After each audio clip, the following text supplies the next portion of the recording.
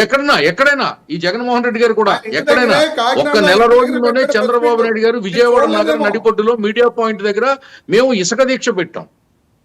నెల రోజుల్లోనే కార్మికుల భవన నిర్మాణ కార్మికుల తరపున చంద్రబాబు నాయుడు గారు ఒక రోజంతా నిరాహార దీక్ష చేశారు విజయవాడలో. ఆ నెల రోజుల్లోనే వేలాది మంది తరలి వచ్చారు దానికి. ఇది కదా నాయకత్వ లక్షణం. ఎక్కడ మీ నాయకుడు ప్రజల తరపున మాట్లాడుతున్నాడు చెప్పండి? ఢిల్లీ పోయాడు నెల రోజుల్లో, అక్కడ యాగీ చేశారు. తర్వాత మళ్ళీ ఏమైంది? ఢిల్లీ గోల గల్లీలో కూడా లేదు కదా. ఈవేళ ఢిల్లీలో నెల రోజులు చేసిన గోల ఈ 6 నెలల తర్వాత గల్లీలో కూడా వినపట్టలేదు కదా. ఎక్కడ వైసీపీ క్యాడర్ మీకు విలేజెస్ లో పనిచేస్తున్నారో చెప్పండి? ఎక్కడ ఉన్నారు? ప్రజల దగ్గర ఉన్నారు చెప్పండి?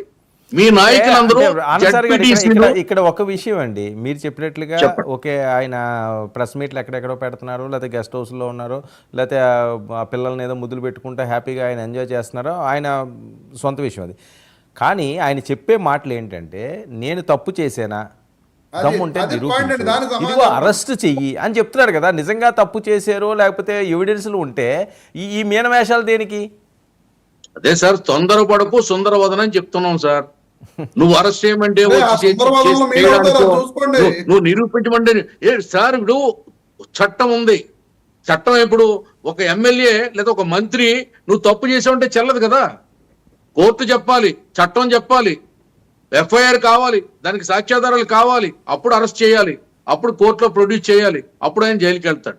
System sir. మీకు తెలియదు ఏముంది వర్మ గారు, మీరు సీనియర్ మోస్ట్ జర్నలిస్ట్, మీకు తెలుసు కదా. పనులన్నీ కూడా పద్ధతి ప్రకారంగా జరిపించడమే మా ప్రభుత్వం యొక్క ముఖ్య ఉద్దేశం. మేము అడ్డగోలు పనులు చేయం.